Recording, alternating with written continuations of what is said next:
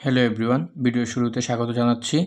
Parts of স্পিচের ধারাবাহিক আলোচনায় আজকে আলোচনা করব কালেকটিভ নাউন নিয়ে। কালেকটিভ নাউন অর্থ হচ্ছে সমষ্টিবাচক বিশেষ্য বা সমষ্টিবাচক নাম। যে সকল নাউন দ্বারা সমজাতীয় অর্থাৎ একজাতীয় কিছু ব্যক্তি বা বস্তুর সমষ্টিকে বোঝায় তাদেরকে কালেকটিভ নাউন বলে। সহজ ভাষায় বললে কমন নাউনের সমষ্টিকেই কালেকটিভ নাউন বলে। যেমন army, audience, team, parliament. Collective noun মনে রাখতে গেলে আমাদেরকে এই শব্দটি মনে রাখতে হবে। মনে রাখবো আমরা যে কিসের সমষ্টি? অবিভাজ্য সমষ্টি, অর্থাৎ বিভাজন করা যাবে না। অবিভাজ্য সমষ্টিকেই কালেকটিভ নাউন বলে। এই শব্দ দুটো মনে রাখলে আমরা কালেকটিভ নাউন সহজে চিহ্নিত করতে পারবো। এবার কিছু বিশেষ নিয়মে আসি। কালেকটিভ নাউনের সাথে এস বা ইএস যুক্ত হয় না। যদি যুক্ত হয় সেটা কমন নাউন হয়ে যায়। যেমন গ্রুপ, টিম, ক্লাস, এগুলো হচ্ছে কালেকটিভ নাউন। এস যুক্ত হয়ে এখানে প্রত্যেকটি হয়েছে গ্রুপস, টিমস, ক্লাসেস। আমরা জানি কালেকটিভ নাউনের সাথে এস বা ইএস যুক্ত হয় না। যদি যুক্ত হয় তখন সেগুলোর নাম হয়ে যায় কমন নাউন। এগুলো হচ্ছে কালেকটিভ নাউন আর এগুলো হচ্ছে কমন নাউন।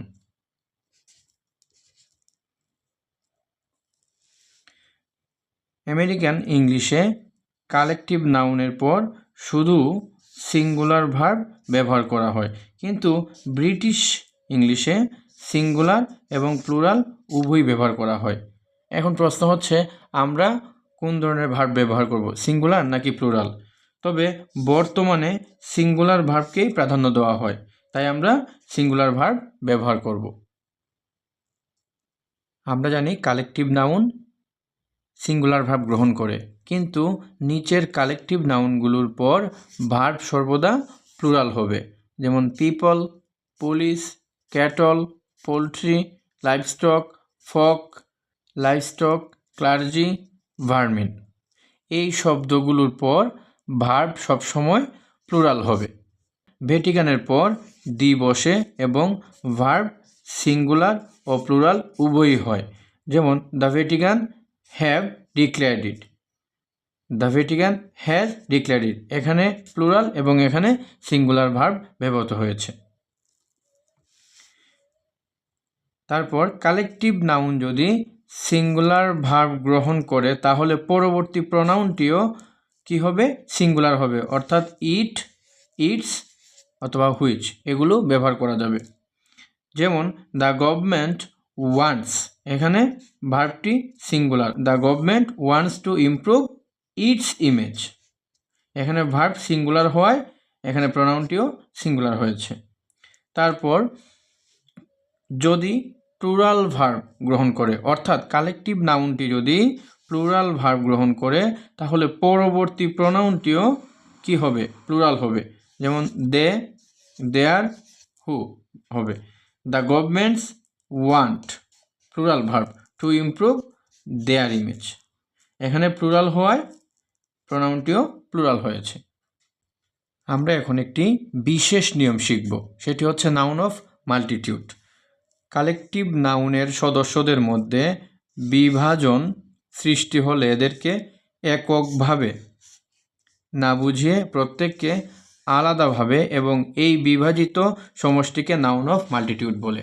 অর্থাৎ কালেকটিভ নাউন বলতে আমরা বুঝি একটি অবিভাজ্য সমষ্টি, কিন্তু যদি এদের মধ্যে বিভাজন তৈরি হয়, অর্থাৎ এই কালেকটিভ নাউনের মধ্যে যদি প্রত্যেকে আলাদা আলাদা মতামত প্রকাশ করে তবে সেটিকে নাউন অফ মাল্টিটিউড বলে। এখানে মনে রাখা জরুরি যে কালেকটিভ নাউন হচ্ছে অবিভক্ত সমষ্টি এবং এরপর ভার্ব ও প্রোনাউন দুটোই সিঙ্গুলার হবে। যেমন the jury is unanimous in its decision. এখানে অ্যানিমাস বলতে সর্বসম্মত, অর্থাৎ এই জুরি বিচারক বৃন্দ একই সিদ্ধান্তে উপনীত হয়েছেন, এজন্য ভার্বটি সিঙ্গুলার হয়েছে। কিন্তু আমরা এখানে ভিন্ন জিনিস লক্ষ্য করি। যেমন প্রত্যেকে ভিন্ন ভিন্ন মত প্রকাশ করলে ভার্ব ও প্রোনাউন দুটোই কি হবে? প্লুরাল হবে।